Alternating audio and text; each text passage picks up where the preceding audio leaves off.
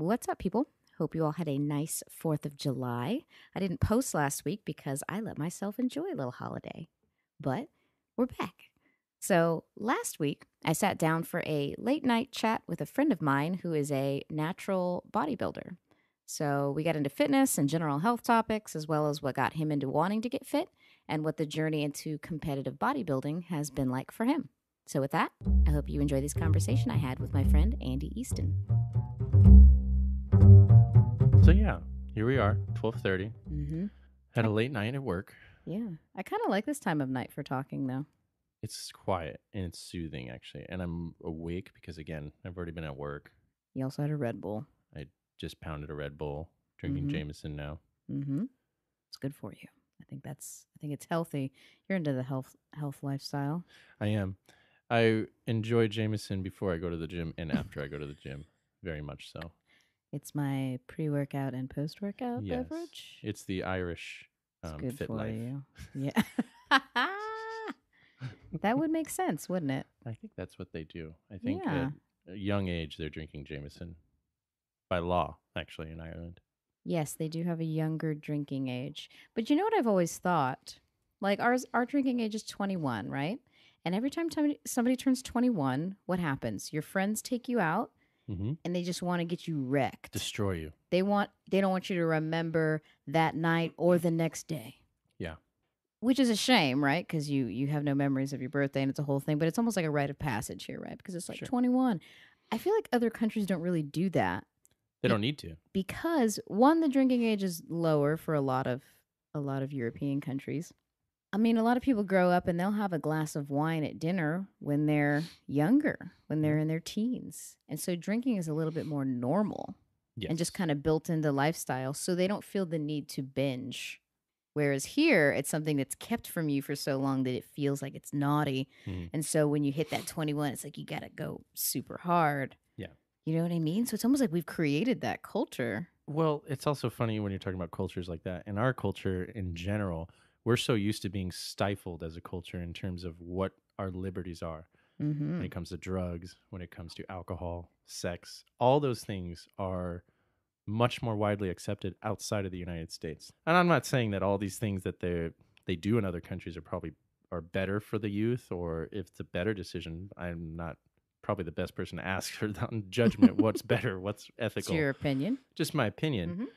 But I do notice that having those things at your disposal in other countries and much more legal senses makes the demand for those things, or the, again, like for lack of a better word, but the mystique of those things, the desirability of doing those things, you're not going to go out and like just try to get trashed all the time because you've been doing that since you were younger and you can do that much more easily. Yeah. It's a normal part of life. Yeah. And so you do it in moderation. Yeah. Whereas if you feel like you can't have it, then it's like you overdo it. Yeah, the human mind is crazy. The psyche that you want what you can't have. And I think that is just amazing about human beings in general. And we feed that addiction. That's an addiction itself, wanting what you cannot have. Dang it. Isn't it? Yeah. It sure is. And we do that in every aspect of our lives most of the time. It's amazing. It's bizarre to me. The flaws of the human brain is insane to me. And the depths that people will sink to attain those flaws or to meet whatever the demand of that flaw is crazy. I mean, I've been there before. I've seen myself sink really low at different times in my life just because I was so flawed and because I wanted something so bad at that time. In reality, looking back at it, it's like, why did I even want that? Why did I even care about that? We get caught up in these thought patterns or what we think it's going to be, you know? And to me, that's also a sense of like an idealization. You're idealizing something that maybe is not good for you, but you'll do anything to get it. All of a sudden, it's like we just get stuck in those things. Yeah. I almost feel like when we're younger, they should teach us about self-awareness. Should teach us more about self-reflection. Yeah. That would be a very important thing to teach young people. Yeah. Because, I mean, to be honest, like, there was never a self-reflection. I figured the most of self-reflection was nap time. And even then, I was terrible at it. I was the only kid awake. I had crazy ADD before they had, like, any sort of, like, remedy for ADD, before fidget spinners. Yeah, which have changed your life now. Yes, the fidget spinner has calmed my nerves, centered my chi, and now I can pay attention when people are talking to me. Beautiful. Yeah, I have 5 fidget spinners with me right now, just Yeah. so I can focus on this conversation. You would. You would. But yeah, there was never a self-reflection thing when I was a kid. And I think that's a good point. You could have something like that when kids are at a developmental stage in their growth. If you could learn how to understand your own mind better, you know, even just the self-talk. I feel like we learn very negative self-talk for a long time too, you know? Mm-hmm. And you know, we're taught, it's this weird thing. We have this kind of competitive spirit where it's like this American dream is a kind of every man for himself, and you build yourself up. It's that kind of situation. Yeah. When I think we crave community. That's a funny thing when you talk about the aspect of competitive nature, right? Mm-hmm. I think as humans, again, one of our flaws and one of our greatest strengths is that competitive nature. Almost everybody has a competitive nature. It depends on the application, though. You know what I mean? Not everybody's going to be competitive about sports. Not everybody's going to be competitive about completing like homework or education, things like that. But there's usually some sort of application for everybody based on their personality for some sort of room of competition, right? We always want to be the best at whatever it is we're trying to do. Yeah. That being said, it does kind of feed that addiction that we were just talking about before. It can bring people to a low place at times if they feed it in the wrong direction. And I think you're right about the pessimistic attitude that people always have, is that we're always trying to outdo somebody else. We're always trying to beat somebody else at whatever we're trying to do because we're trying to get ourselves higher. And that is the American dream, right? Get yourself to the best point that you possibly can be, you know. So look, in theory, you're taking care of the people below you, maybe your family, your friends, or things like that. Mm-hmm. But at the end of the day, I feel like that competitive nature is that if that's all you have is just that spark or that fire to just keep you going, what happens when you get to the top? And then you have nothing else out there. You have nothing else you're chasing after you. Just sometimes it can become empty. And so that's why I found for me the best thing in life is to have goals. I'm always trying to create goals for myself. It could be the smallest thing, but if I have a goal, I'm always achieving something. And those goals are usually based for myself. There are some things in my life where I'm trying to compete against other people, but I'm trying to nip that in the butt as I get older. I'm trying to say, like, I want to be less about trying to be better than that guy, but be the better version of myself. You know, Yeah, we should be competing Yeah. with ourselves. Yeah. Most definitely. That's what we should be doing. And then kind of putting that good energy out to encourage other people to be their better selves. I think is one of the most important things that we can do. Yeah. At this point. So I don't think competitiveness is bad, because in one sense it's good, because when you're being competitive, you're just trying to be the best at something. That is great. On the other side, I don't believe in participation trophies. I hate it. Participation trophies are weird too, though, because at that point you're like, well, everybody's good. It doesn't matter. Everybody's the same. Not everybody's the same. You still want to have a certain amount of achievement, right? And say, if I did lose, you want to learn to be not as good as other people so you can continue to strive towards being better yourself. So competitiveness is good. I think we've just framed it in a weird way now. That's a good point, actually. I like the way you phrased that, because the way we've framed it, like you said, the way we've kind of placed or held the value of competing. You know what I mean? It's less about becoming the better version of yourself, like we talked about, and more about just winning to win. You just want to beat somebody else. Yeah. And we're all people that are on the same plane trying to get better at something. And so we should be working towards that to help each other. You don't have to dislike the person that beat you. You have to say, what were they doing that's better than me? How do I get there? Right. It doesn't have to be about them being your enemy. There's somebody that now can help you be better. And that's hard. That's another, that weakness or that flaw of the human nature is that vanity, right? Vanity. Of course, I picked the one sport that's the most vain sport there is. Know, right? So I'm battling. We're kind of built to be vain now. Social media has encouraged us to be more vain than anything. Yeah. We have Instagrams. We get it. Exactly. But it really frames our mind to be vain. And I guess for me, again, I'm learning so much about myself in the last 2 years. I've done a lot of self-reflection in the last 2 years. I'm wondering is like, what is the tolerance level of vain? Because some vanity is necessary. Because again, it goes back to that self-reflection. If I don't put a light on myself, if I don't put a mirror in front of myself, and I don't expose myself to that vulnerability, which essentially is from the outside looking is that vanity. If I don't expose that, then I'm never going to push myself to really look at myself like that. I'm never going to push myself to put myself under a microscope and say, like, look at me, this is what I have, and this is what I am. So if I don't do that, then I'm never going to give myself the opportunity to fail, or maybe not be as good as this person, so I'll never hit that rock bottom like you said, or lose or this or that, and I'll never want to pick myself back up. But what is too much? I Mm-hmm. think that's my goal right now, is figuring out what is too far. It's figuring out where the line is. And I talked to somebody recently, and he was explaining the concept of narcissism. And he says, I'm trying to figure out how to find the perfect level of it. How much narcissism is good? Mm-hmm. He goes, because I would not have achieved the amount of success that I've achieved without being a little bit narcissistic. I had to really believe in myself and think I was awesome to do what I did. But at a certain point, it becomes unhealthy. So where do we learn where the line is? Mm-hmm. So I do bodybuilding, right? Mm-hmm. I do bodybuilding. That's the sport that I've kind of picked for myself. I was never really good at like many other sports, but I love bodybuilding, right? You pick up weights, put them down, you follow a diet, and you pose, right? You look your best physical shape and you pose in these different positions that it's actually kind of physically hard. But once you learn it, it's fun. Mm-hmm. It is the most narcissistic and vain sport that you can possibly ever do. And people laugh and they joke and everything like that. And I'm fine with it. Like, I have pretty thick skin for the most part. I can take most things and I can kind of explain to people and educate people what I love about it. But people tell me all the time, they judge me all the time based upon this decision that I've made for myself. And they tell me that it's unhealthy. And I'm like, okay, but change those things out of my brain. Take those things out of my brain. Take that passion that I have for this out of my brain, because I don't think you can. I don't think you can tell me I'm wrong because I find myself good in this one pose, or I found myself good in this one lighting for this moment, and I don't tomorrow. My body changes every single day. Every 24 hours, my body looks like a different shape or orb. Yeah. Like, isn't that weird? It's fucking odd. How does that happen? This is more water here and there. Yeah. What? Does a mind job on me every day. Yeah.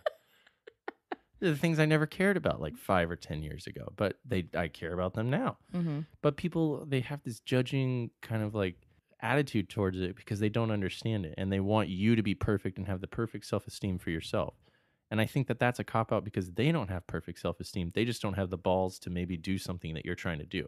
And we don't all have perfect self-esteem. Even the people that you think you look at and you're like, well, clearly they think they're beautiful.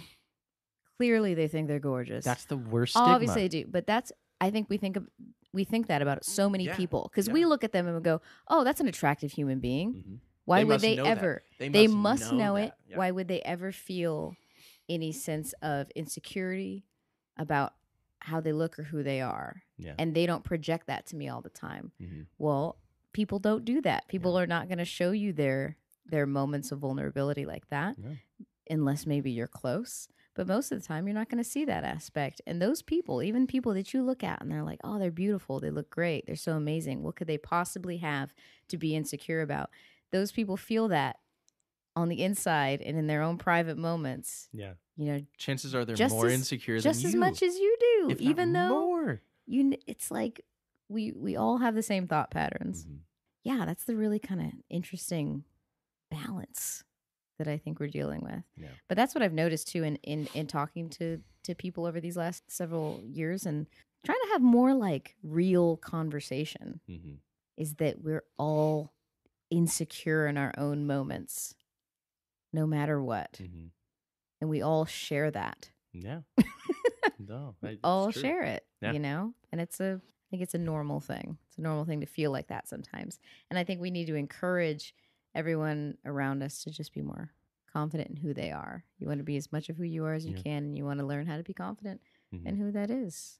I also think that it's good to encourage, not necessarily encourage the behavior of being that insecure person, but encourage the behavior of discussing it.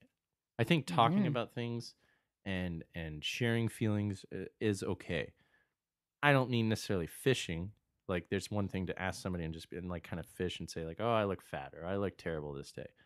But like, if you have a significant other or somebody that you share things with, and you have like maybe more deeper conversations than your water cooler talks at work, I'd suggest, discussing things and just being like, I'm feeling like this. I'm feeling down about this kind of thing. You know what I mean? Because sometimes just a positive outlook, because you can't be your own positive light all the time. And I'm learning to let go of that pride of thinking I have to pick myself up every time I'm down, and turning towards people I love or I care about that I know that can give me those positive vibes back. Yeah. You got to find the right environment of humans around you Yes. and know who you can trust to open up to about those certain We've moments. talked about that before. Is your environment, your settings, like Yeah. the toxic people in your life? Who is toxic around you and who isn't? And are they holding you back? And are you allowing yourself to be held back by them? Yeah. It's Absolutely. huge. I've had to do a lot of self-reflection in the last 2 years about the people around me. Mm-hmm. And when I first started doing the bodybuilding thing, it was such a weird lifestyle change for me. Because for a while now, for probably like 6 years now, I've been living a healthy lifestyle for the most part, like doing meal prep and eating and going to the gym religiously, at least once a day and doing my thing. But I wasn't having the results that I wanted to. And I had to decide for myself, do I want to take it to this next step? Do I want to take it to this next level and kind of really push my body to see what I can do to it? So I made that choice and I said that. And in the beginning it was cool. I didn't change a whole lot about my my social life really. I kind of kept my social life the same, but I kept my regiment I kicked up my regiment, my nutrition and everything like that to the next level. So I was seeing results.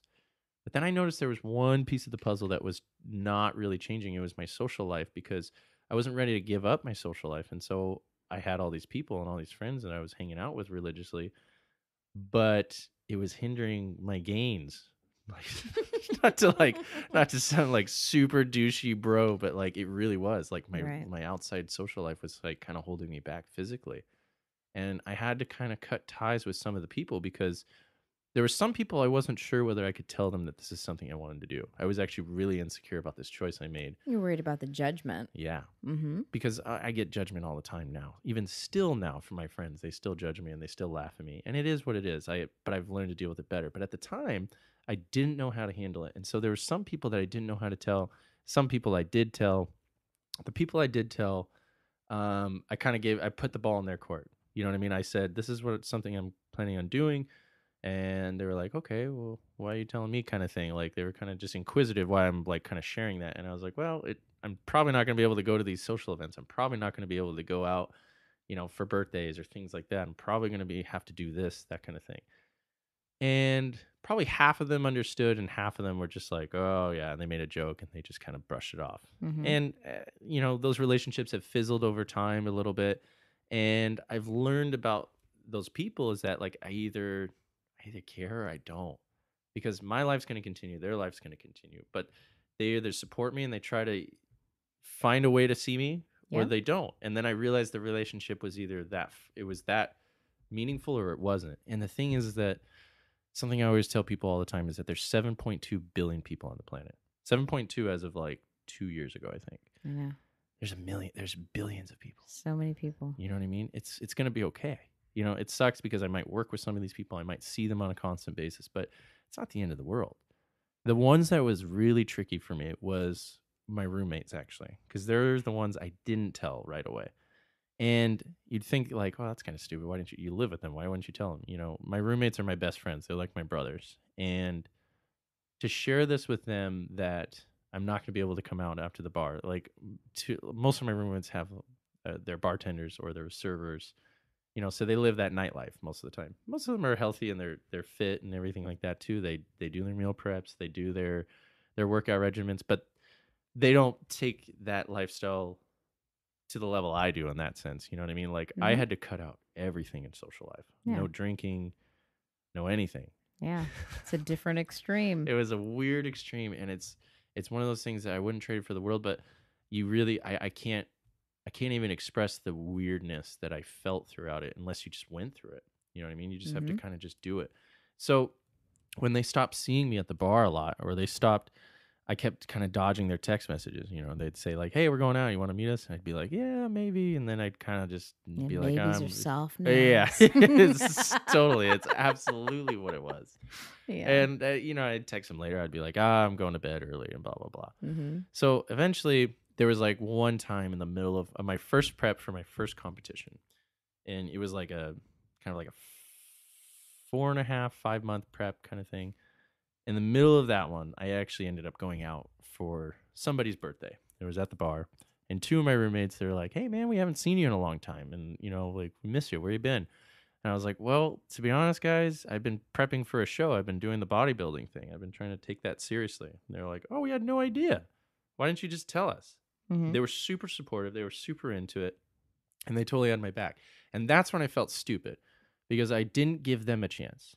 I shut them down before they even had an opportunity. And I shut myself down because I was insecure about what I wanted to do. Sure. You're at the beginning of it. You're nervous. Yeah. But I learned from that moment that you can't shut anybody else down. You have to give everybody an opportunity to at least impress you or disappoint you.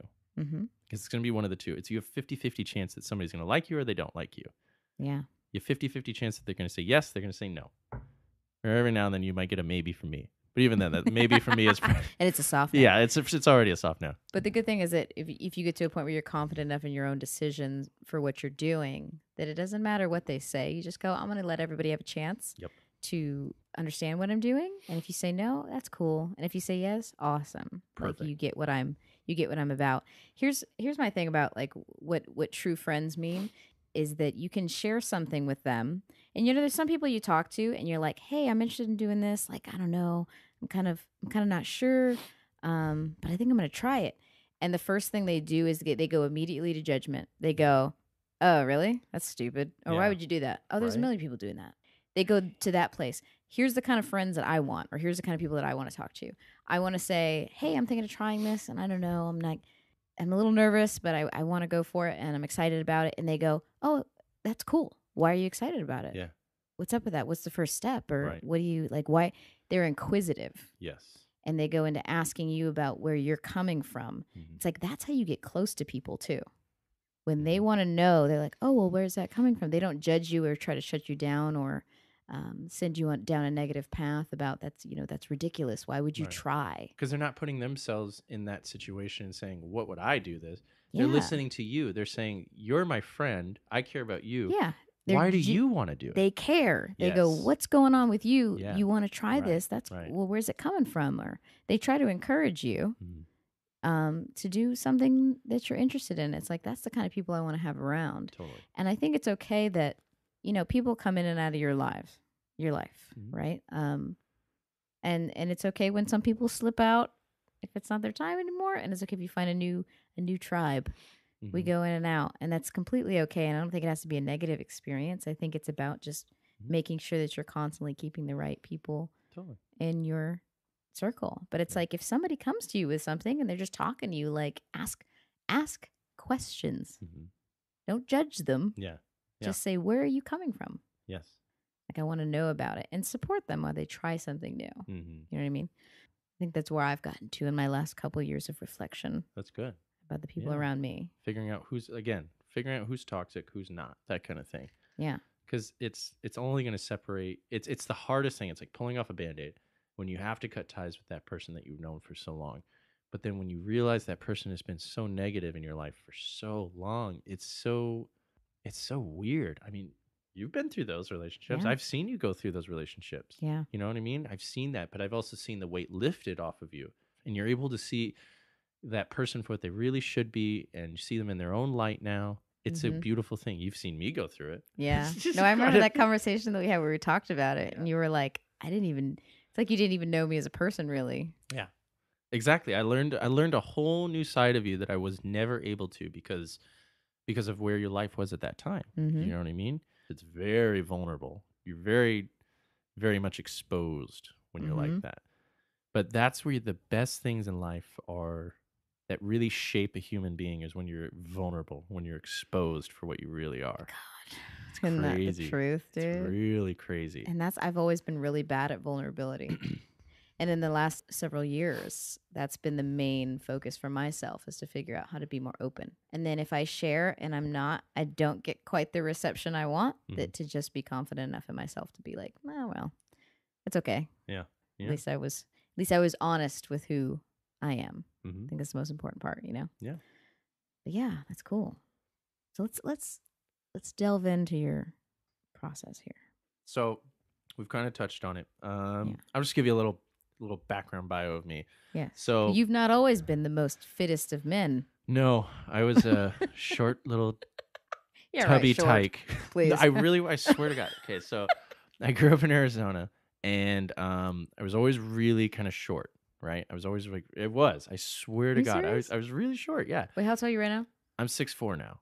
but I was really short growing up. So all through elementary school, middle school, I had like kind of pudgy, had no friends really. I had no personality, right? Like even in grade school, I was like super ADD. This was right when ADD was like first getting diagnosed, so they like put me on meds right away. Oh yeah, Just slapped me full of it drugs. was the hype. It Yeah. was the hype. Yeah, my mom was like freaking out. She's like, "What do we do?" And He's got too much energy. the doctor is just like, "We don't have any more fidget spinners, so we'll just give him some drugs." And then, but it turned me into a zombie. So my mom was just like, "Okay, cut that shit out. Get him off the drugs. He's freaking weird now." So they just kind of like, it was just what it was. I was just a hyper kid, but I had no friends really. I didn't really get along with a lot of people. Troubles in school because like no teacher knew what to do with me. So I hate doing this sob bullshit story, but growing up, it was a little weird for me. I like kind of like no, I don't know. I didn't have friends. I didn't have like an outlet. I had no outlet is actually probably the best example of what my growing up was until I got to high school. But I had no outlet, no interest, no hobbies. Tried a couple sports here, not really good at anything. Freshman year came around high school, still really short. I was probably like 5'8", which I realize is like all of the 5'8" men listening right yeah, now. I like, realize really, that. dude? I'm sorry, guys. I realize that that's like kind of average, but when you're like in my family, that's not average. Everybody in Oh, my you have a family giant family. Okay. Yeah. So I'm still, but I'm like pudgy. I'm like really heavy, like for my size, and it was like a weird time in my life. Fast forward, I started to get into drumming. Actually, I started getting into like music, and I was finding my niche. Right, joined the drum line in high school, and I found drums. And my family, like my friends, they were all in the drum line. It was my passion, right? So I finally found my niche. I find my groove, some confidence, and it's something that I'm actually good at and something I enjoy doing. Then between junior year and senior year, I shot up like 6 inches over summer. Like 6 inches. I lost all my fat. Living I the was dream. just like a skinny twig, but like I was tall. And then I started to like actually like have confidence, and girls were talking to me. People were talking to me.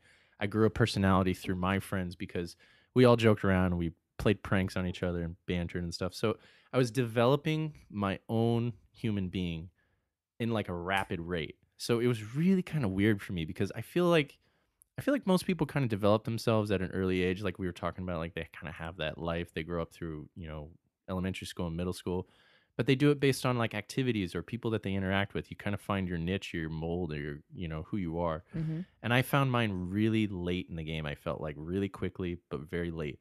So it was kind of a weird feeling. But then after that, I went to school outside of after high school. I went to vocational school for audio engineering. So music was my life right at this time. So music was my passion. Loved recording music. I loved drums, and I knew I wasn't going to be like a rock star drummer. So I figured I might as well do something where I can actually enjoy recording music, but I can also be a part of music and being part of the creative process. So I did that. Part of graduation process, you have to go do an internship at like a studio of your choice around the country. So I came out here to San Diego. So all this time, right, I'm like skinny. I'm skinny. I'm 6'4". I have my confidence and everything like that. Yeah, all you need is skinny and 6'4". Yeah. You're set up good. Right. Everything seems fine, right? Then I ended up meeting this girl. I moved in with her. We're playing house. I have 4 dogs with her. I was in a situation at 20 years old. 20 years old. I had no business doing this. Yeah, you were children. Oh, yeah. We're delving into my little fuck Do up it. moments in life. So I ended up meeting this girl. We're playing house. We have we're renting a house and everything. And I just had no business being there. I didn't know anything about relationships. Again, I'm getting all this confidence and all this this personality in like such a short amount of time. Within a couple years, I'm like kind of figuring out who I am. And it ends up not working out between us. But in all this time, I wasn't even noticing it, but she's feeding me really well. So I got really fat. Again, I put on all that baby weight that I lost in like a summer, like in high school. Mm-hmm. I got like fat again. So I got up to, I think the heaviest I was 235 at 6'4". So to a lot of people, that doesn't sound that bad, but I'm telling you, it was not in any way like fitness, like at all. I was pudgy. Yeah. Really pudgy. I had like huge love handles, a belly, like man boobs and everything like that. Like, and so, you know what? Like the kicker was a party that we were at. The party at Michelle's house, the pool Yes, party. You dude. remember that? Yeah, with the above ground pool. Yeah. And we were neon. Is it Cowboys and Aliens? Yeah, Cowboys and Aliens. Cowboys and Aliens. Dude. Yeah. And We had all Nate that was in neon that stuff. full on alien freaking onesie suit. That was an epic moment in our lives that night. Yeah. So when I met all you guys, I wasn't like super close with everybody. That was like a kind of like a fun party for me to go to because I met everybody for the first time. Yeah. First time hanging out. But that party was a trigger for me that none of you guys realized. That was a trigger for me that I hated the way I felt about myself. At that time, I was just partying and stuff. I had broken up with that girl who I'd gotten fat with. Right. Probably blamed her a little bit for it. But I ended up just having a lot of angst and like I was just angry and I was partying. I wasn't doing anything healthy with my life. I had music at this time. So I finally found like my outlet and things like that. But I wasn't doing anything with my physical or mental health. I only had like the thing I was passionate about, but nothing to really better myself physically, like externally kind of thing, or mentally to like calm myself with the emotions and things I was going through. So I'm at this party and I see the pictures the next day. Yeah. It was a great party. I had a fun time, but I see the pictures of me with my shirt off and I hated it. Yeah. I hated it. I just hated it because I remember you seeing those pictures though, and you and feeling your reaction from them. yeah. And you were making jokes about it or whatever, but I'm like, I'm sure, but I feel like it bothers him. I could sense that. It did. Yeah. It really bothered me because it's not like I didn't have fun and we all had a great time and stuff. And it wasn't something I was thinking about in the moment, but seeing it later, it really kind of brought up this one insecurity I've always had growing up. I've always had since I became tall. I hate the fact that I'm tall because I feel like I stick out like a sore thumb. I feel like in a room, no matter what room I walk into, if a door opens, people look over. But no matter what, they look at me. Attention they draw attention because they look at me. They can see me from a mile away. Yeah, you can't hide. It's kind of weird to me. That's an insecurity I don't really talk about to a lot of people, but that's an insecurity that I have is that like people can see me from any direction. They can see me and they're always looking at me and I'm kind of wondering like, what are they thinking about me? You know? Yeah. That's the fat kid inside me just kind of creeping out at times. Sure. So when I noticed those pictures, when I saw that, I was just like, God, I'm just a tall, fat guy now. There's like I didn't see anything worth value in me. And like, granted, that's a low self-esteem issue. And I had other issues going on at the time, but sure. That's a low point in my life where I had to say like, okay, I got to do something. I have to do something about this. So that's a very healthy reaction to have though. Yeah, I think you so. want to think, I have to do something. Yes. Mm-hmm. I think that's probably the best thing that came out of that whole situation was that I saw myself in my worst place. And granted, the feelings I had towards myself probably weren't the healthiest. You know, the things that you say to yourself or the things that you're just like, oh, you're a piece of crap or this or that. However, the reaction that you have and what you do afterwards can be the healthiest thing that you do. Mm-hmm. You can make the right healthy decision after you've had your little rant. You have to make that choice. And some people don't choose to do that. Because they think they're trapped. Yep. They think they're stuck. And because this is how it is right now, this is how it always has to be. Right. And it's like, no, if you're feeling those things, well, hey, what's the next step? How do I change it? Yep. They feel stuck or they just choose to delve into the negativity and then they do more unhealthy things. You know what I mean? They think there's no way I'm going to fix this. So I'm just going to start doing meth now too. Yeah. They just stack it all together. Where do we learn that? Where do we learn that that's I don't know. Because that's an illogical response. Yeah. Really. I think that's partly a cultural thing. I think it's partly because we're so negative as people, but then on top of it, it's very easy to get certain things here. It's very easy to get like into those negative routes here. Sure. Everything about our culture feeds negativity for the most part. You have to dig to find positive things, I think. That's where the importance of the people you keep around you is and what you consider the important things in your life to be. Yeah. So after that, when I saw those pictures, I was just like, okay, I got to do something about this. So a buddy of mine at the time, he's now my roommate as well. I approached him. And I remember the day I approached him because I was with my other friend, Aaron, and we both were just like, yeah, I want to look. And Aaron was always skinny. He was never like, he was always trim. He was always trim. He was never like fat, I don't think. And he always looked good, but he wanted to like put on some muscle. And our friend Clinton, he actually had always been working out. His mom is a personal trainer. She's been a personal trainer in Mammoth forever. She's an awesome lady. She knows her stuff. And he'd just grown around that lifestyle. His whole entire life has been about sports. And pretty much working out and keeping healthy and keeping fit. And that was something I never had in my life. I'd never had that structure from anyone in my family. No one in my family had ever been healthy. Not that they were like completely unhealthy or overweight or this Yeah. or that, but they had never had that. It was just never existent. So I talked to him about it. I was just like, dude, like, what can I do? Can you help me? And he's like, yeah, why don't you just come to the house one time? And at the time he was living with a couple other people, but they had like a little homemade gym inside. It was like this rusty old fucking I remember weights, that. dude. It was nuts. There's bullshit and I was like, trash y'all all over gonna the hurt yourselves. Yes, you had to get a tetanus shot just to start working with this stuff. It was so gross. But so I showed up one day in the afternoon after work, and we just went through everything. He just showed me every single muscle group. He showed me about 2 to 3 exercises per muscle group, things I can do. Did them with me there. We spent like 2 hours in the garage, and I wrote everything down on a piece of paper, and I kept that paper for the longest time. I need to find it, but just wrote everything down that I could. And from there, I just ran with it. I just started every day, just figuring out what I could do, looking up online, talking to Clinton again, seeing if there's different like little splits or muscle groups that I can do together.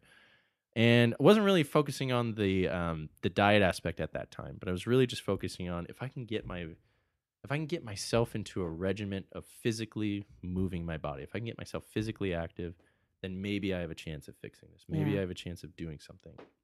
And that's what I did for about a year. I was just doing that stuff, and I saw a lot of results. I dropped a ton of weight. I cleaned. Makes you feel better Yeah, moving your body. yeah. It really, really does. It's so hard in the beginning. The first 2 weeks are probably one of the most difficult things when you're out of a rhythm because you just got to get over that hump. You just got to push through it. Mm-hmm.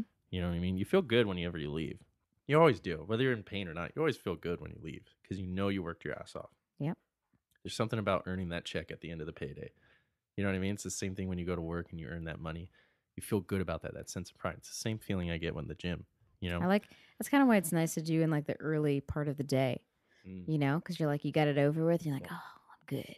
I find that I do more than I even plan to do. Those are the best workouts when you surprise yourself, when you push yourself. You know what I Yeah, mean? but you just got to start. Yeah. And that's the thing. Half the battle's just showing up. Absolutely. So I did that for about a year, found my niche, found my rhythm, and everything was cool.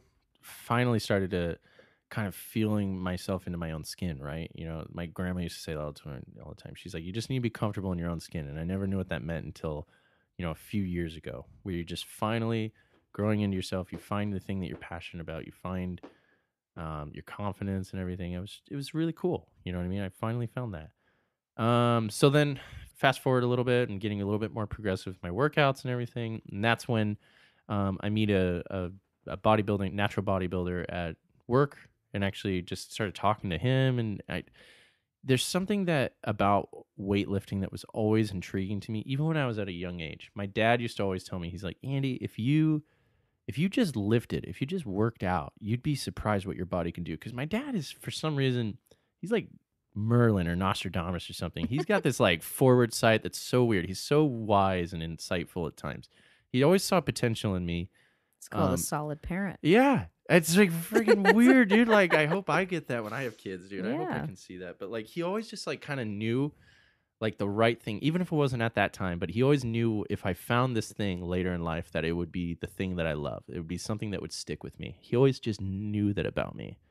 And he was just always so connected like that. But he always used to tell me, Andy, if you just worked out, you'd be huge. You'd be jacked if you just did it. If you just go out and do it. And I never did it. I didn't do it until I was like fucking 23 years old. I waited all that time to heed his advice. And he's right. Like, I saw these crazy results with myself. And I'm realizing now that my body has so much potential to do this sport. Now that I'm about like, 5 to 7 years into this now, and I'm kind of like pushing myself to that limit. It has this potential to do it genetically. And I just never knew that about myself. You have to just see it for yourself.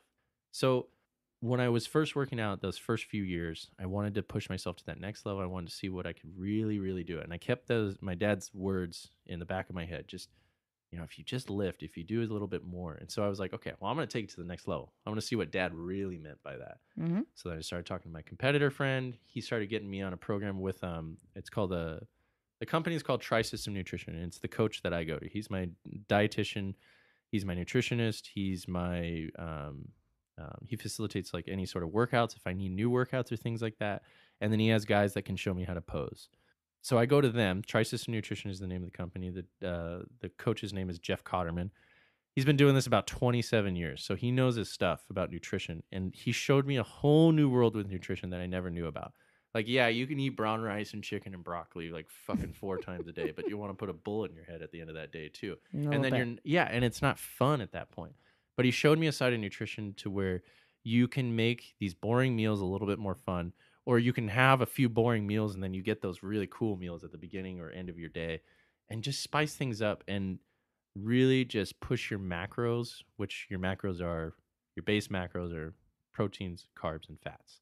You can really make those things fun, and you can really make those things work to your advantage rather than just keeping it so boring. And like, people think it has to be so bland, and it doesn't need to be that. I have some like fun foods, and I actually eat a lot. Everybody thinks that part of the sport is starving yourself. Yeah, you eat a lot, and it makes me upset. I eat, when I'm bulking, you guys, I eat about 4,500 calories a day. And even on my cuts, like when I'm in like prep mode for like a show, I'm still eating like 3,000 to 3,500 calories a day. That's like enough food for 2 people. I'm still eating that much. So it's not even about starving yourself. I mean, I can't say that for everybody. Some people's conditions, yes, they need to deplete a lot more just based on their body type. But for me, I don't have to starve myself.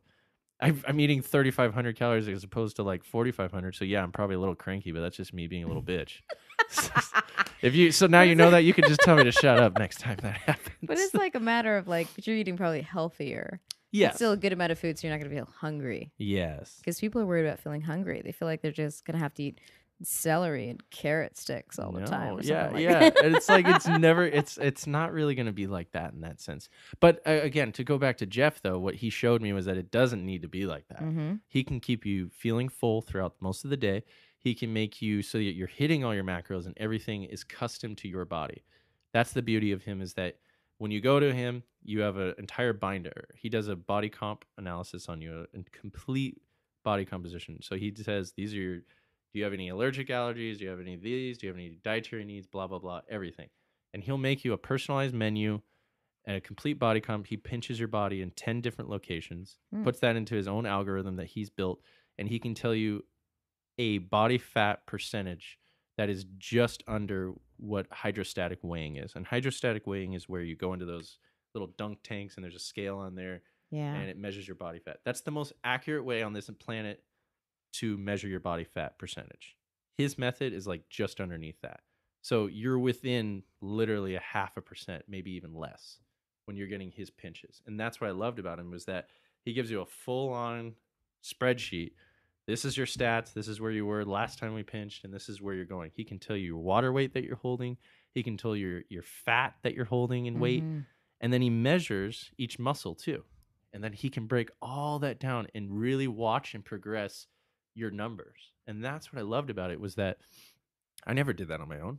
That's when I knew that this was, I got to get serious about this. So when I did that, he kicked it up to the next notch for me. And that's when I was like, this is something I'm going to do. When I did that, that was in November of 2015. And then I did my first show that I ever did was September of 2016. So that was like almost a year long prep. God, it didn't feel like that. It went kind of quick, actually. Yeah, it was weird. That's crazy. Yeah, and again, I had ups and downs. I had times where like I had to. That's the time where I was telling you guys that I had to kind of cut my social life in the beginning there. I didn't know how to balance it at all. Did my first show, which was in September, and I won overall. I won the whole thing. I won the overall best in show. I won best poser, which is the funniest award in the world. Best poser. And then I won my category as well. So everything's separated into different categories. And I did what's called classic physique.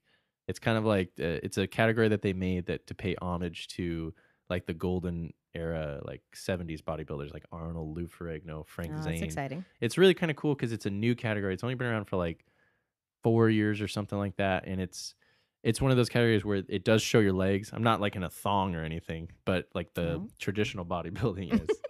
No. I know everybody would like to see that though. But you do show your legs. You're in like these kind of like short shorts, and then you obviously show your top half. But it was fun. It was like a cool experience. I was doing something that was kind of new to the sport in general, like a new category kind of thing. And yeah, I felt, I was gonna say, how do you feel after that? How do oh you my God, feel I was not ready for it. when you've done that much work and you've cut out so much in your life to then do this competition and then actually be really successful? What is the feeling that comes after that? You're like on top of the world. It felt really, I don't know. I have this weird thing, and this is another thing that I'm trying to kick, right? Another little like habit that I kick. It was like I immediately went back and asked myself, do I deserve it? You know what I'm talking about? Yeah, I do. You know, you ask yourself, did I work hard enough for this? And I did that for like probably for that night, for that whole night. I kind of just sat there. I mean, the first thing I did, I ate literally 6 donuts right after the show. I ate 6 donuts. And I went to I've BJ's earned and it. I ate a whole pizza from BJ's and a whole Pizookie all on my own. There you go. I'm not even joking you. But I did. I questioned it. I questioned whether I really earned it. I questioned whether I really deserved it. And that was like really, that's the super negative side of things that I'm like, everything's learning. I'm trying to kick that habit. I'm trying to just be like, just stop. We thinking like overthink. that. We overthink. Just stop thinking that. And eventually came to terms, and I saw pictures and I was like, no, I did earn it. I know I did. I worked my ass off. I looked the best out of all the guys there. I know I looked the best there. And that was when I finally came to terms with that. That's when Easton Fit was birthed after that in my mind.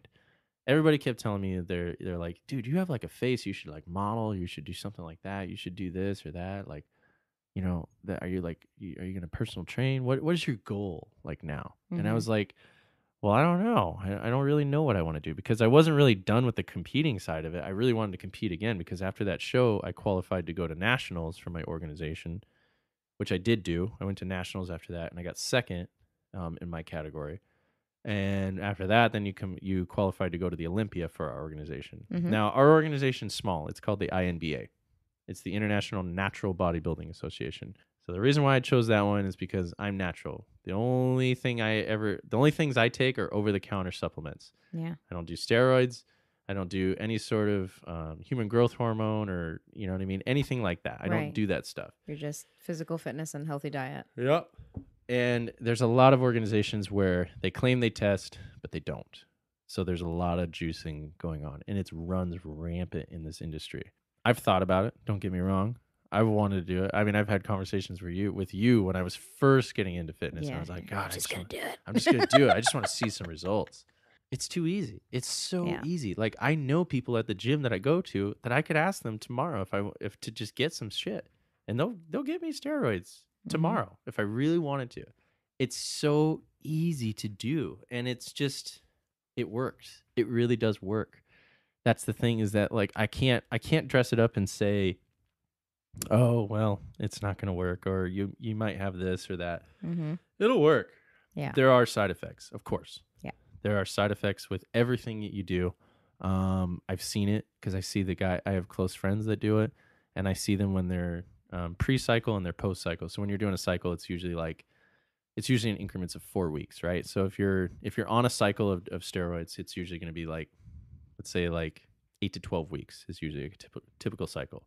So that means that they're using this drug for 8 to 12 weeks. And then after that, they'll probably take 8 to 12 weeks and do a post-cycle. The post-cycle is going to be like hormone therapy drugs to basically regulate their estrogen and testosterone levels. Because after you take an influx of testosterone, let's say you're taking a testosterone-based steroid, your body is going to stop producing testosterone naturally. It just will stop, because it's like, well, I see there's already too much here. I'm not going to do it anymore. I've got enough. Yeah. So, yeah. And that's where the ball, like the testicle shrinkage usually comes from.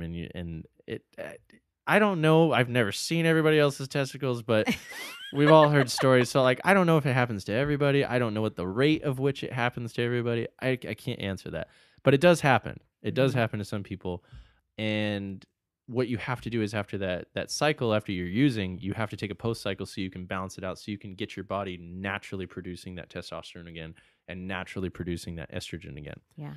So there's a whole science behind it. So to me, to be honest, like it's kind of amazing that there is a science behind it. There is technically a right and wrong way to do it. And anybody that argues that with you and tells you like, oh, no matter what, it's wrong. Yes, it's wrong ethically to you. But There is a way to do it scientifically with little to no side effects.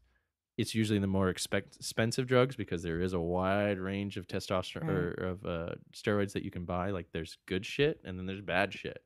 But there is a right and wrong way to do it and to take it. And a lot of times, most of these guys that are taking it, they're taking it when their body is not fully matured. So we're talking like guys that are 21 years old where their bodies and their muscles aren't even mature yet. They haven't even seen their body's full potential yet. Mm-hmm. B, they're taking way too much of it. All these bros and PB and shit like that, and you see all that acne on their back. They're just they're pinning themselves like crazy, like taking way too much of it. And they're already young, so they don't even need that much anyways. They're already full of testosterone. So they're just being stupid with it. They're being careless with it. And then we don't respect our body chemistry. No, nobody does. Mm-hmm. No, but everybody pushes it. I'm guilty of it too. I think because I'm 6'4" and I'm tall that I need to take the double dosage of like Tylenol. I'm crazy with that. I take way more Tylenol than so it's a good thing I don't do steroids. I would be stupid with it. Oh, I need like 5 of these. Yeah. I'm tall, so I'm gonna need twice. But yeah, we don't respect the body, like the body chemistry, like you said. Like people, we're very cavalier with it for sure. I think the body is smarter than we get it credit for really sometimes. You it's know, very intuitive. Absolutely. Yeah. So you've avoided that life. I've avoided that life, and like I said, I think about it from time to time. I always think about it because my body's potential would be limitless with it. I would see crazy results very quickly. But there's always a post cycle. And that post cycle is when I see those guys when they start to deflate. It's like their skin is like kind of it's stretched out from all the muscle it had before. Yeah. And you immediately, when you stop taking, it's within weeks that you see like a huge size decrease. It's very quick.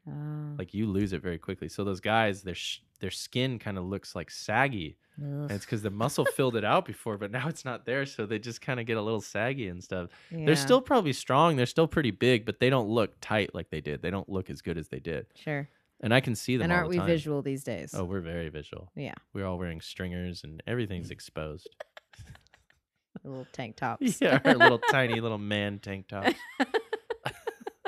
But yeah, so I don't do that. And this organization, International Natural Bodybuilding Association, or INBA, they heavily test for that stuff.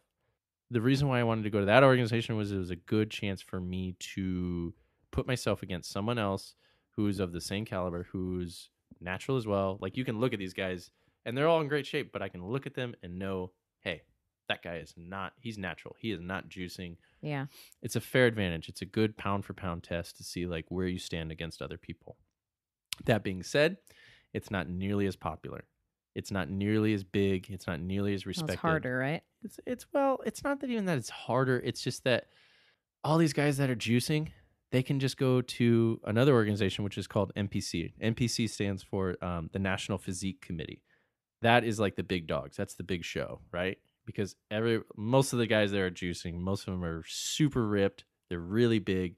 But those are the shows that you can get paid. You know what I mean? You get guaranteed money most of the time when you win. Okay. There's a lot more fame and glory. It's just it's a much more higher popularity in terms of platform. And then you have the big show, which is called IFBB. That's like what Arnold and Lou Ferrigno did. That's been around since the 20s or 30s, I think. But that stands for International Federation of Bodybuilding. It's worldwide. And it's like the professionals. And NPC is like a step below that. It's like the baby sister version of that. You know what I mean? There's not as much money circulating with it. It's just not as big. It will never be on the same caliber or same level as those other ones, unfortunately. I don't know. It's one of those things where I enjoy being there. I enjoy competing with them. But I kind of want to test myself on that higher caliber, that higher level. A goal of mine is to strive to compete in NPC, the National Physique Committee. I want to compete on that level because I know there are natural people that go there. Yeah, I was going to say, do you have to step outside of a natural place to go into that arena? You don't have to. They just don't test. They don't care if you. Okay. That's the thing about that. They just don't test. So like those guys that are juicing, they don't give a shit. Doesn't matter. It doesn't matter. They're not going to really test. They say they do, but they really don't. But I do know some natural people that compete in them. I've met a few of them. They're cool guys and everything like that. And some of them I'm like looking at them like, dude, it's going to be a waste of money. Do you really want to go do it? But they're like, no, I've committed to do it. And I'm like, all right, all power to you. I just wanted to let you know, like, these guys are huge. Yeah. But if you got to do it, you got to do it. So I'm going to go These support. guys are next level. I support you. But then I know some other guys that are like, they look good for being natural. Mm-hmm. Like borderline, I'm like questioning, are you really natural? But they claim they are, so I'll take their word for it. Sure. I give everybody a chance until they prove me It's a wrong. matter of genetics sometimes, huh? Yeah, genetics play a huge role in this sport. You know what I mean? I hate using it as a crutch because I feel like there's a lot of genetic flaws that I have that I'm trying to battle, and I don't want to use those to hinder me or hold me back. Mm-hmm. But genetics do play a big toll. Not even genetic necessarily, but if you have like diabetes, this is a really hard sport for you to do. Sure. You know what I mean? Just dietary needs wise. Yeah. Or just a matter of some people gain muscle really easily. For sure. Some people retain weight easily. Some people lose weight really easily. Yeah. I mean, certain things grow bigger on people than others. Yep. And yeah, it's really it's interesting to see people's genetics, and everybody has their little flaws in themselves that they always talk about. For me, my chest is my biggest flaw. I wish my chest could get bigger, but it can't. I do everything I can, and it's made some serious like progress, but I work on it all the time. That's like something for me. That's like my little bugaboo. But yeah, everybody's genetics is a little bit different, and that's probably the coolest thing about this sport too, is just seeing the different advantages some people have, or the different like kind of flaws you can see in people, and like how it helps them or hinders them in that sense. mm-hmm. But I know some people that are natural that go and compete in NPC, and I haven't seen anybody win, but they go in to compete. I saw a guy take third the last show I was at in his competition. And his category, his class was really stacked. There were some really good looking people there that were really big, and they were really, really ripped. But he did great. His conditioning was great. And it's kind of like, it's always the luck of the draw with these competitions, because there's different judges most of the time you go. So you never know who you're going to get. You don't know what they're in the mood for. Yeah, there's a little bit of subjectivity there. It's super biased. This whole sport is super biased. What are they into? What do they like? Yeah, and that's the thing, is like, it feels like every other show it's different. Sometimes they're looking for like the most lean guy. Sometimes they're looking for the biggest guy. Sometimes they're looking for the guy with the biggest shoulders, the tiniest waist. Ratio. Legs. It's weird, yeah. That's a little bit genetic too, though, isn't it? Oh, for sure. If you're naturally a little bit broader in the shoulder, tinier in the waist. This is going to sound really racist, but like the Filipino guys, yeah. They have the tiniest waists and the broadest shoulders and the huge, like a lot of my friends are Filipino, and they just have that perfect upside down triangle look. They're perfect specimens for these types of bodybuilding competitions. Yeah. And there's a category that's just called physique, men's physique. And it's the one where they wear the board shorts. It's the most popular category that most people do nowadays, because they don't have to work their legs. Most guys don't want to train their legs. So you can just put on a pair of board shorts and your legs aren't even judged. Leg day. I know. I've recently come to like it in the last couple of years. Hey. Yeah.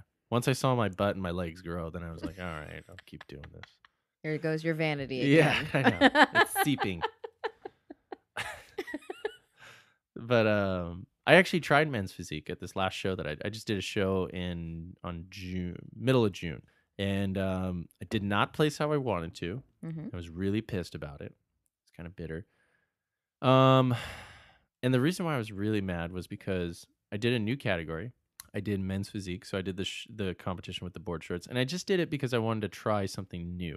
I wanted to try a different category, because all last year, the 3 shows I did classic physique. So I was showing my legs, and I just wanted to kind of get my feet wet, try a different new category. But I was in the best conditioning I had. I was the biggest I've ever been. I was diced. I was at 4.5% body fat. I looked the best I have ever looked, and I knew it.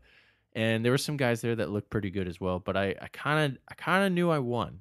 You know what I mean? I did my normal check where I immediately said, "Oh, I didn't do good."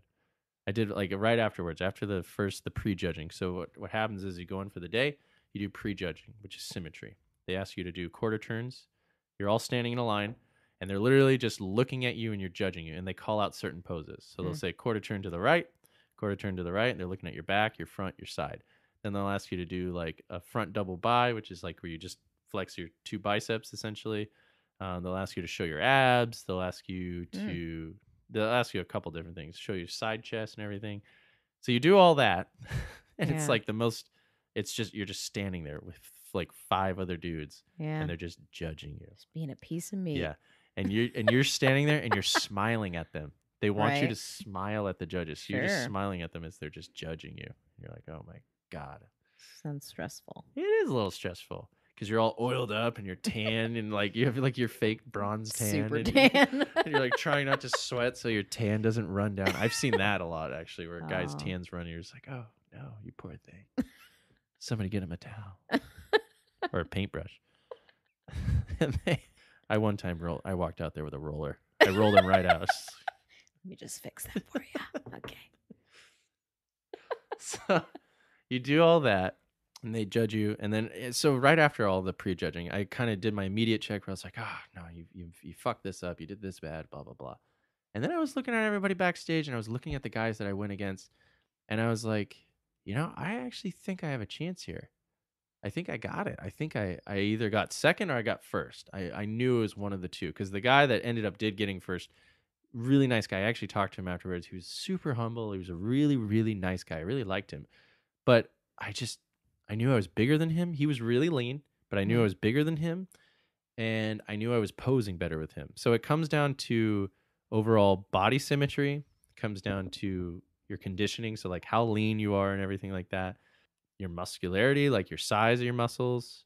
And then also like your posing, your overall presentation. Right. You know what I mean? If you have the best body, but you don't know how to pose it or demonstrate it in the proper way, you'll get docked points for that. It looks stupid. If you know how to pose really well, you don't have the best body, then you're going to get docked points for that. So after all those facts, I kind of just knew I had either second or first. So after prejudging, you go and they take a break and you come back for the final show. The final show is where you do one last review of your routine. Everybody comes out and then they do awards. And with the physique, your routine is a T-walk. You come out, it's kind of like a model runway. It's really weird. So you come out, you do like your first line up the center stage and you do a pose. You go to the left, do a pose, go to the right, do a pose, and then back at center and do another pose. So we did all that. And I ended up getting fourth place. I was super bummed. I was super, super bummed. And I want to say that it was super humbling, but it really wasn't. It was really, really, really bittersweet because I knew I should have done better. And that was the first time I've ever in my life given myself that credit. I've never, ever given myself that credit. Like I genuinely... I know I should have done better because I've never done that. I've always cut myself down first before anybody else gave myself the chance, because if I cut myself down first, it's not going to hurt as bad as somebody does, right? I always try to self-deprecating. Yeah, always. And this is the first time I ever in my life was just like, no, I should have won that. I know I should have. It's like, what do you do when you're in these kind of subjective kind of situations? I don't know. Yeah. I don't know what their rationale is. I can't make that decision. And you're not going to like contest it on stage. All I could do is I shook everybody's hand on that stage. Yes. And the guy who won, like I said, he was super nice. I gave him a hug and everything like that. Like he deserved to win in a lot of ways. Don't get me wrong. He was super nice. But I'm not going to freak out there. I'm not going to be a poor sport. You know what I mean? I just did the best you could. You just smile and you take your photo. You have to think about what you can control and what you can't control. Can't control it. You can control what you do in your preparation and how you show up and everything like that. But otherwise, what can you do? So now my thought is, you're in this process and you're in this sport that's so based on physicality, right? And just that is just based on your physical presence. Yeah. Now, how does this relate in the sense to you maturing, and you're talking about you growing up and being more self-aware, and you're thinking about your emotional state, and you're thinking about your mental state. Yeah. And then this is just really based on physicality. Yeah. You know, which is one part of the thing, but all the other two parts are huge. Well, it's funny you say that, because when you get to the final show, it's all about the physical aspect, right? Yeah. You know what I mean? It's all outer when you get to the show. But the moments leading into the show, so the entire preparation up until that time is all internal. Like, yes, you're judging your outside as you go and you're looking at your body change, and those changes are really crazy. It's magnificent to see your body every day fluctuate and change when you're on this crazy of an intense prep. But I think some of the most vital growth is internal throughout that whole process, because you get to see your mental state is completely messed up during this. You're up, you're down, you're tired, you're hungry, you're cranky, but all you can think about is, I made this goal. I told myself I'm going to do this. I told myself I did this. And one trick that I learned too about if anybody's listening and they want to, how do they complete goals better? You know, something else that I had to learn, tell people about it. Tell people about your goal. If you tell people I'm going to do this, you're going to set this weird layer of accountability. Yes. You're going to set this accountability and you're going to put it into someone else's hands, because not everybody's going to give a shit about what you're doing. You know what I mean? It goes back to that toxic lifestyle. Some people are going to support you, some people that won't. But some people love to call you out when you're not doing it. Oh, yeah. Oh, yeah, they will. They love to do that. And when you hear that, you're going to kick right back into gear the minute that you can. You got to tell people sometimes. Yeah. And that was something I never used to do in the beginning. And I realized that my intensity changed when I started telling people about this competition. Because remember I first told you, I didn't tell anybody at the beginning. Yeah. So I left the accountability on myself, and that was enough at the time. You know what I mean? My intensity and my passion, my ferocity was really, really high at that time. But that can only go so far on your own. Mm-hmm. I didn't ask them for anything. I didn't say like, "Hey, I need you to hold me accountable." But it was kind of like they're gonna do it anyways, because like you said, people are either gonna judge you, or they're going to bring it up that when you're not on it, they're going to check in with you randomly. You know what I mean? They're going to just say like, "Hey, how's this going?" This kind of thing. The one thing I loved all the way, and I still get it through preps that I do now. The one thing I always get is like, "Are you allowed to eat that?" That's like a Other weird. People want to check you. They're that's like, you don't know my diet. Yeah. That's like the weirdest backhanded accountability thing that I get on a daily basis. Yeah, like, it's "Are really you allowed strange. to eat that?" And I'm like, "Shut the fuck up." I know, it's kind of funny. But those types of things are kind of good, because it keeps reality it keeps you on your toes, right? Sure. And you keep all those things in check. So throughout the entire prep, you have all this internal accountability and this internal goal setting right here. And you told yourself, "I'm going to get here. I'm going to get to this day. I have to do this day."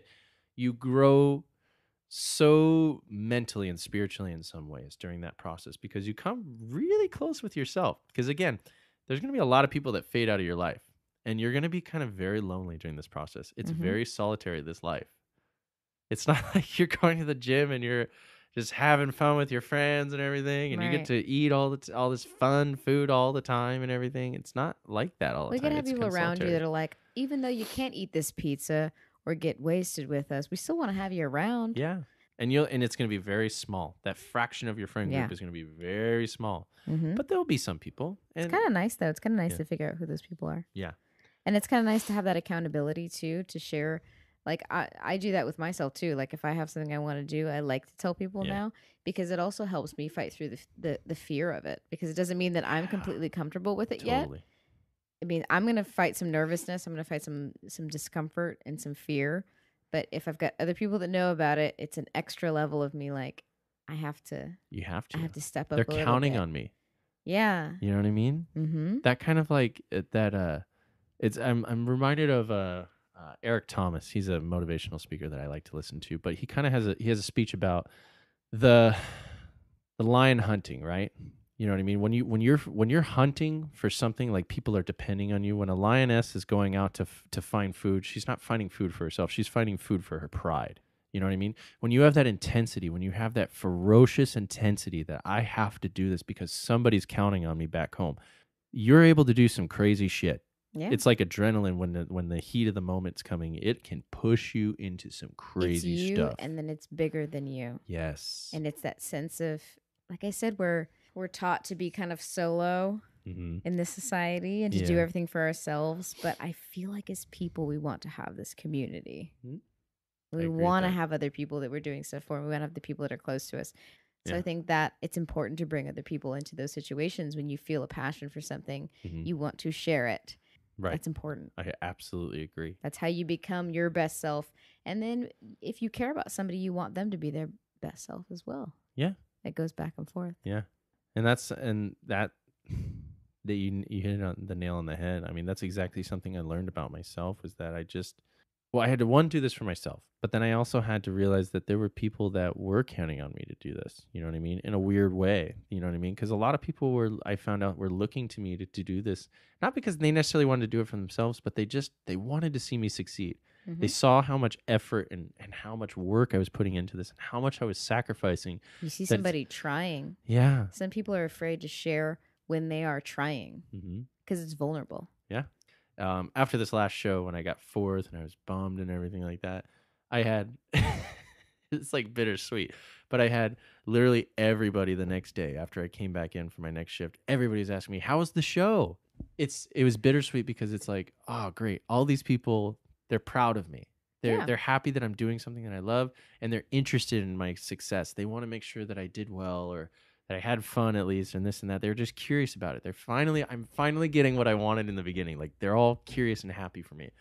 But I didn't get to bring home anything worthwhile that I wanted to. Yeah, but that's okay. But they were still happy for me. They were still happy for me, and they were just like, "Oh, I'm sorry to hear that." But I think the biggest sentiment to me was that everybody was curious. Everybody was still happy for me. They were just like, "Oh, how'd it go?" Because you realize that people know now that that's something that you do, and they knew that there was a big moment, and they're checking in on it, and that's people just showing that they care about what you're doing. That was nice, though. Okay, so if somebody's trying to lean out, what are your suggestions for them?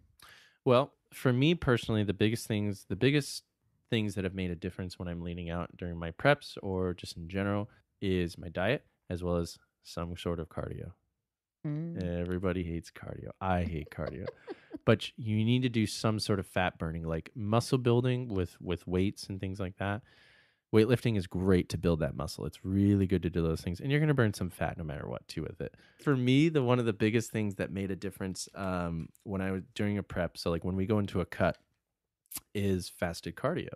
Fasted cardio is where you wake up, you go do cardio in the morning without eating. So you're not eating anything or consuming anything really. You can have like coffee and water. You could do a coffee to wake you up. Coffee. You could do a coffee. There's like coffee. We're talking like 10 calories are left. Like you don't want to be like chewing and consuming things that your body has to digest. So you wake up, have some water or coffee, then go do some cardio, and then immediately after your cardio, go eat. Start your meals for the day. Now, when we're having our meals, we need to be keeping in mind our dietary needs, but we need to be keeping in mind our calorie goals. We're going to need to be keeping in mind our macro ratios, so our protein, carbs, and fats that we're eating through the day. And we need to be keeping in mind what's super important that people don't is our portions. Whether you're having 4 meals a day, 5 meals a day, 6 meals a day, 3 meals a day, I don't care. Your portions need to be good for what you're doing in that moment because you need to spread them out. Your digestive cycle needs to process and break these foods down properly throughout that amount of time. And then once you've had all your meals for the day, then you would go and do cardio again after you're done eating, and you don't eat after that. So that is what fasted cardio is. So you basically bookend your day with cardio. We're talking like 20 to 40 minutes, let's say. 20 to 40 minutes of any sort of cardio, whether you want to do treadmill, stairs, bicycle, do some sort of cardio, but you bookend your day with waking up hungry, going to bed hungry. Sounds miserable. It can be at times. It depends on, again, the intensity level or the goal in mind. It really kind of depends on what you're trying to do and when you're trying to do it by. If I have a show in 2 weeks, I'm doing fasted cardio probably, well, for my first show, I was doing it every day. But I've kind of learned my body a little bit, and I've kind of figured out how long it takes me to get lean out where I need to be. Yeah. So I kind of do That's another thing, too, is learning your own body. Learning your body. Because it's huge. We have different body chemistries as well. Yeah. Yeah, absolutely. And you kind of need to try some extreme things in the first time you do things because you kind of need to throw noodles at the wall and see what sticks. Like, obviously, just be safe with whatever you do and all the things that you do. Be safe. If you see something weird, consult a doctor, consult a professional or something, and stop what you're doing unless you know it's like not hurting you. That's the biggest thing is safety. But try things. Try some things that are going to be a little bit outside of your comfort zone. It's kind of like it's that okay weird to be balance. A little bit uncomfortable. Yes. Well, it's kind of like when they say when you're doing any kind of physical exercise, like say you're doing weights, feel like you can't do any more and then do 5 more. Yeah. Right? It's yeah. It's like pushing yourself to get to that point where your muscles are really truly growing. When we're training, that's what we train for. Is like that same concept. Yeah, I can't do any more. 5 more. Yeah. I'm gonna do a little more. Yeah. So because it's helping your body. Yeah. To grow and to adapt. And I've been using my Fitbit. So it's kind of a nice thing for people if you're trying to get into that stuff to help you keep track of everything. Yeah. And calorie intake, etc., and how much you should be taking and how many steps you should be doing. I think that's important too, because like you said, calorie intake is like, it's really, everybody thinks like, oh, I'm going to try and hit this many calories. There's something to be said, though, about deficiting your calories. Mhm. So we're talking about weight loss. If somebody wants to just kind of like, if they want to drop some weight and they want to kind of shred up a little bit, you need to deficit your calories. Mhm. So a deficit of calories can be a multitude of things. If you're not really doing any sort of exercise, a deficit of calories would just be, this is my resting metabolic rate. So this is how much I need to consume in order for my body with no exercise. This is Right. what I need to consume to keep my body exactly the way it is now. Sure. I guess my main thing right now is trying to eat is like just very little processed foods. You know what's funny about that processed food kind of thought process there? Something different I did during my peak week, which the peak week is the last week before your show, and it's like the most intense part of the entire prep. You're slowly cutting carbs, you're cutting water, you're depleting everything because you're trying to get your body primed for that final day.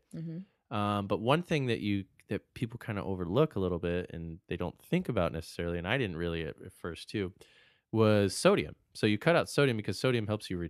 It'll help you retain water if you're not careful. Mm-hmm. So you start cutting out sodium and things like that. Well, most protein sources that we consume on a daily basis has sodium in it because they put sodium in like frozen chicken for preservatives. There's sodium in egg whites, which is something that I drink almost on a daily basis, is egg whites, just raw.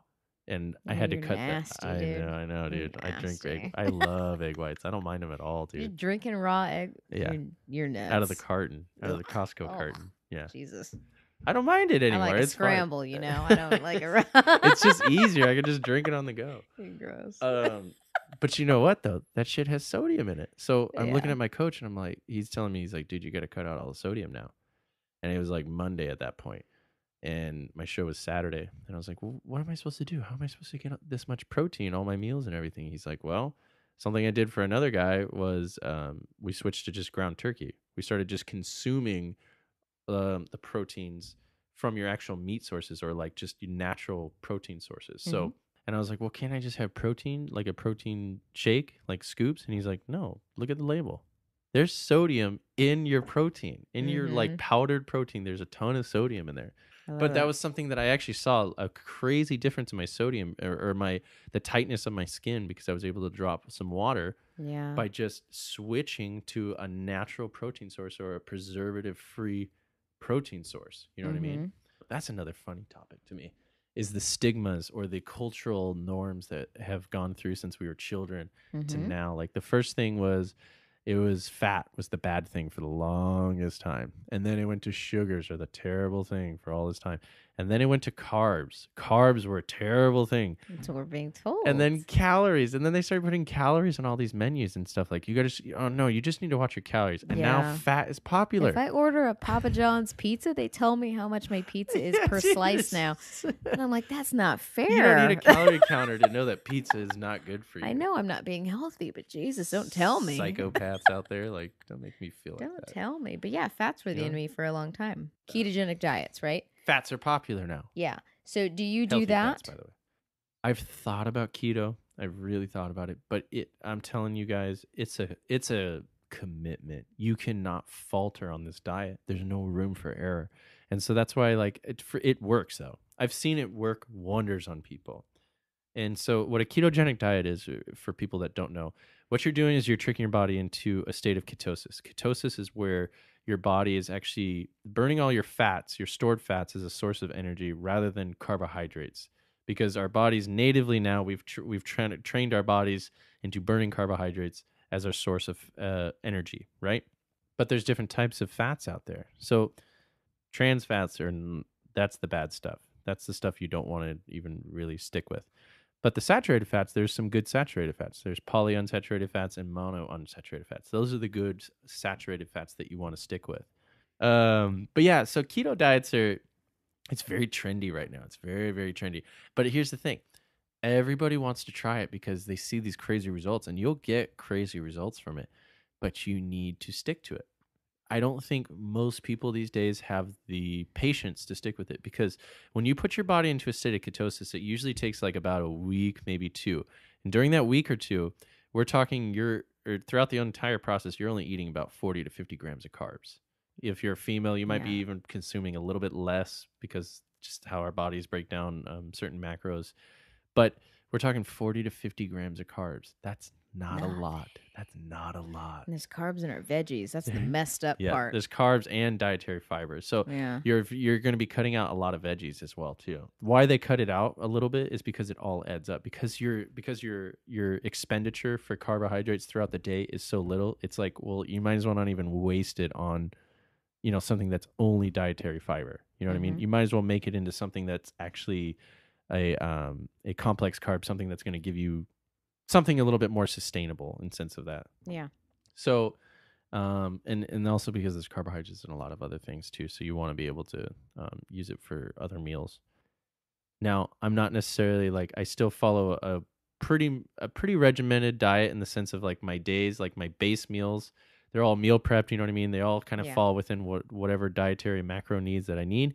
And then I give myself maybe like one kind of crap meal a day. Yeah. Right? I do cheat meal, not cheat day. Yes. Cheat days make me actually feel kind of gross. God, dude, you can kill yourself. You feel gross. Shit. Yeah, I used to do that too. I used to do cheat days. You know, the other thing too is like if you're eating all hot Cheetos and McDonald's, that's what your body craves. Now, if you break that cycle, you go through that process and you get your body to crave green beans, Brussels sprouts. I don't know. Maybe at their season you cook. You know what I mean? You cook them the right way. They're delicious. But you have to feed your body that kind of good nutrition, and it learns to crave it again. It has to go through a reset. Yes. Yep. Doesn't it? It absolutely it learns. Does. Yeah. It learns what you should be craving. And every now and then a good cheat meal like will kind of help you crave those good things again. It will. I eat a bunch of naughty food and I'm like, oh, that was good, but I feel kind of gross. You now always do. It takes consistency of being on those good meals to feel that kind of like that guilt. You know what I mean? But that guilt's okay. It's not like you're sitting there. I'm not saying to people that they should just tear themselves apart because of it. But a little bit of guilt after you eat something bad when you're normally really consistently healthy with your foods is okay. That's a normal thing. That's a normal reaction because you're telling yourself like, hey, you're usually pretty structured. You're pretty on top of it. And what you ate right there was fun and everything like that. But tomorrow, you need to get back to it. Yeah, I think that's really healthy, actually. Yes. Because again, you're pushing yourself. You're pushing yourself to be that next better you all the time. You know what I mean? You don't need to go to the furthest extreme, but decide who you want to be. Mm-hmm. Do you want to have, do you look at people and you go, oh, look how fit they are. Look how they look they look healthy, look trim, their bodies look great. I wish I could be that. You can. Yeah.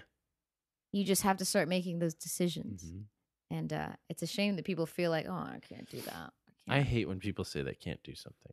You can. Hate that. You just have to. Because I did it for so long. And I've done that with myself in my own ways. Yeah. For sure. If people are ever having that like kind of like on the cusp conversation with you, it doesn't mean it can be anything at all. Mm-hmm. But if they're on that cusp of like, I don't know, maybe I'll do this, maybe I don't know, I'm kind of doing it. I always am like really good about just like saying, do it. You should just do it. Fuck it, do it. My dad told me when I was a little kid, since I was a little kid, he always said, you can do anything for a year. Anything. Whether you hate it, you love it, you can do anything for a year. And I've lived my life by that. You got to weigh it out. You got to really see what's for you, what's not for you. Mm-hmm. I think that's important. What else is going on with you right now? You have Easton Fit. So after like the first show, I kind of just developed this brand. Everybody was kind of like influencing me and telling me like, yeah, dude, you should do something with this. You should kind of like go somewhere with this. And we see all these these Instagram kind of like famous people, or we see people that are like kind of like sport models and things like that. And I was like, dude, I want to do something like that. That'd be kind of cool to make some money off this, or try to make some money. But then also like, what's the one thing I really want out of this? I want to create a community. I want people to see what I'm doing with myself and see the transformation that I've made for myself. And I want to see if that can inspire them to do that for themselves as well. Not necessarily fitness and fitness only, but just motivational kind of thing. That was like the main goal, using bodybuilding as a platform. Mm-hmm. My bodybuilding has been a series of goals. It's a series of goals, the things that I want to attain. And I want to set that towards other people, positive goals to change their life. And we can just use fitness as a platform. It doesn't have to be the end-all be-all for everybody else, but it can just be the vessel. It's a means to an end. Yes, exactly. And if people want to learn more about fitness or bodybuilding, then we can help them along the way. But we're going to use our vessel and our platform as our model, and then hopefully people can see more within themselves, whatever potential that they need from that. I'm actually in the process right now of getting my own personal training certification. It's great. Yeah, it's just one more step. Like I already know how to train, but like you might as well just get like a certificate that people like are just like, oh, you're certified. You have a website? I do. It's eastonfit.com, and just like kind of little blogs, like just little blurbs talking about things. Put some pictures up there. I have a couple workouts up there and things like that. I'm trying to get that a little bit bigger. I've been focusing on the Instagram following for a while now, because that's like probably the most popular platform I have right now. It's the easiest thing to update and everything like that, but I know I need to venture out and kind of expand it even more. Yeah, it's nice. Cool. So I'll make sure I post all of that stuff, Yeah, so people get in touch with you. Yes, please do. Actually, like, I'm always like kind of willing to help people. Like I said, I'm already training people. I always warn people I'm not a trainer yet, but I can kind of help you if I have guides and things like that. That can Yeah, get but you on can the share right what track. you've learned about Absolutely. what you've done to get to the point that you've gotten to. Yeah. Perfect. Yeah. Thank you, Andy. You're very welcome. Thanks you for having me. This is fun. This is a blast. That's it for this one, you guys. Thanks for listening. And if you want to get in touch with Andy, you can find the Easton Fit info in the description. You can find me at Courtney Diamond on socials, or read my blog at CourtneyDiamond.com. Subscribe and leave a nice rating if you're feeling friendly today. And with that, I'm out of here. Have a great day, and I'll talk to you guys soon.